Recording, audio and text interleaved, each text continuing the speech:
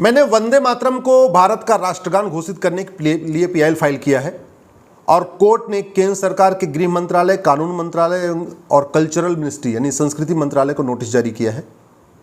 4 सप्ताह का समय दिया है। अक्टूबर में इस पर फिर सुनवाई होगी। हमने मांग किया है कि वंदे मातरम को भारत का राष्ट्रगान घोषित किया जाए, क्योंकि पूरा का पूरा जो फ्रीडम मूवमेंट था, आज़ादी का आंदोलन वंदे मातरम से हुआ था। उसमें जनगण मन की कोई भूमिका नहीं थी। हमारे जितने स्वतंत्रता संग्राम सेनानी थे, जब वो रैली करते थे वंदे मातरम भारत माता की जय बोलते थे। हमारे उस समय स्कूलों में वंदे मातरम गाया जाता था।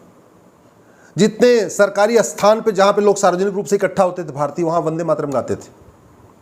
इवन जब हमारे स्वतंत्रता संग्राम सेनानियों को लाठी पड़ती थी तो वो जनगण मन नहीं बल्कि वंदे मातरम भारत माता की जय कहते थे।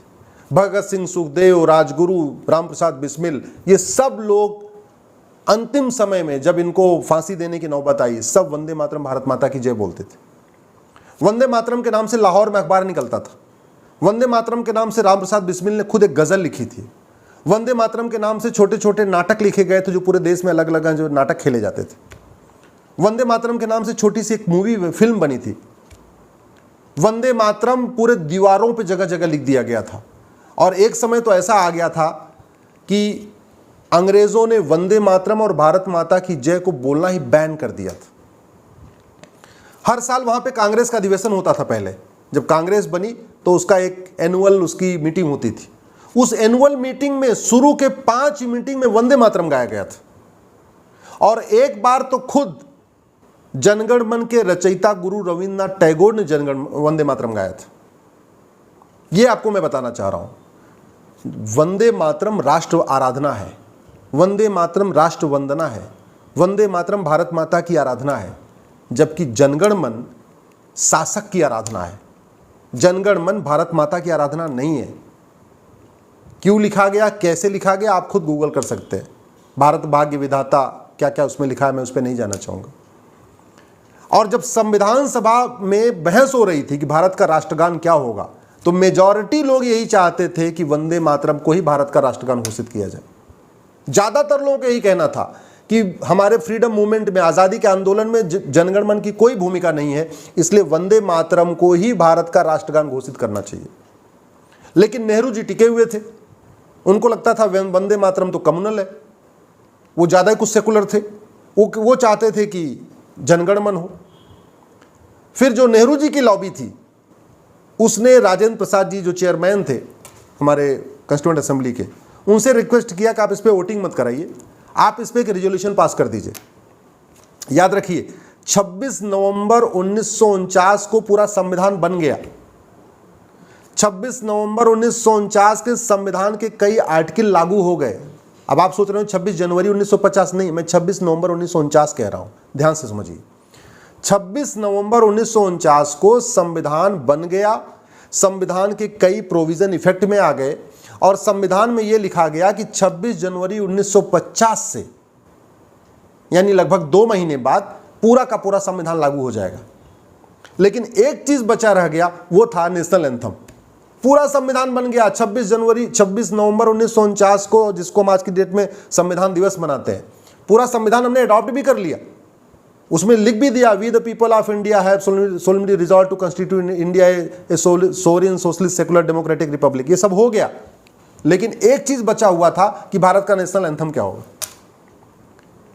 जब वंदे मातरम के समर्थक वोटिंग पे टिक गए कि नहीं, हमको वोटिंग ही चाहिए, वोटिंग चाहिए, तब नेहरू जी की लॉबी ने खेल किया। उन्होंने डॉक्टर राजेंद्र प्रसाद से कहा कि आप इस पे वोटिंग मत कराइए, आप एक काम करिए, इस पे एक रेजोल्यूशन पास कर दीजिए, एक आप स्टेटमेंट दे दीजिए, उसी से दोनों कर दीजिए। फिर 26 जनवरी 1950, जिस दिन हम रिपब्लिक डे मनाते हैं, उसके ठीक 2 दिन पहले, यानी 24 जनवरी 1950 को एक बैठक बुलाई गई। उसमें डॉक्टर राजेंद्र प्रसाद ने एक स्टेटमेंट दिया। स्टेटमेंट क्या दिया कि जनगण मन हमारा नेशनल एंथम होगा, लेकिन वंदे मातरम, जिसने आज़ादी के आंदोलन में बहुत प्रमुख भूमिका निभाई है, इसको भी समान दर्जा मिलेगा। एक समान मतलब जितना जो सम्मान जनगण को मिलेगा, वही सम्मान वंदे मातरम को मिलेगा। यहां बात ठीक थी, दोनों को बराबर सम्मान मिलेगा। वैसे तो गलत था।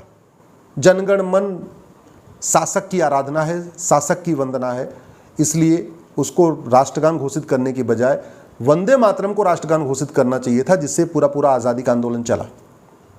लेकिन चलो कंप्रोमाइज़ हो गया, ये हुआ कि दोनों को बराबर सम्मान मिलेगा। बाद में कांग्रेस ने बड़ा खेल किया, जब नेशनल ऑनर एक्ट बनाया उसमें जनगण मन को शामिल किया, वंदे मातरम को छोड़ दिया। तो जनगण मन कैसे गाया जाएगा लिखा हुआ है, जनगण मन की म्यूजिक कौन सी होगी वो फिक्स हो गई, जनगण मन कितने सेकंड में गाया जाएगा उसका प्रोटोकॉल बन गया, जनगण मन का अपमान करने पे सजा होगी ये भी लिखा हुआ है नेशनल ऑनर एक्ट में। लेकिन वंदे मातरम की न तो म्यूजिक फिक्स हुई, न वंदे मातरम कितने सेकंड में गाया जाएगा फिक्स हुआ, न वंदे मातरम के लिए प्रोटोकॉल क्या होगा, वंदे मातरम कब कब गाया जाएगा उसका कोई सिस्टम नहीं बना, वंदे मातरम का अपमान करने पर क्या सजा होगी कहीं नहीं लिखा। तो आज की डेट में क्या हो रहा है, बहुत सारे तथाकथित सेकुलर कहते हैं हम तो वंदे मातरम गाएंगे ही नहीं। जनगण मन का अपमान करने पे सजा है, वंदे मातरम का अपमान करने पे सजा नहीं है, तो कहते हैं हम तो नहीं गाएंगे। कई बार वो खड़े हो जाते हैं, कई बार तो बैठे रहते हैं। कितनी बार देखा गया, विधानसभा में देखा गया, नगर निगम के ऑफिसेज में देखा गया, लोग ज़्यादातर लोग वंदे मातरम गाते रहते हैं, दो चार वहाँ बैठे रहते हैं। हमने यही PIL फाइल किया है कि प्लीज़ आप वंदे मातरम को ही राष्ट्रगान घोषित करिए, जो हमारे अधिकांश संविधान सभा के सदस्यों की इच्छा थी, जो उनकी मंशा थी, उसी के अनुरूप एक जो गलती हुई है उसको सुधारना चाहिए।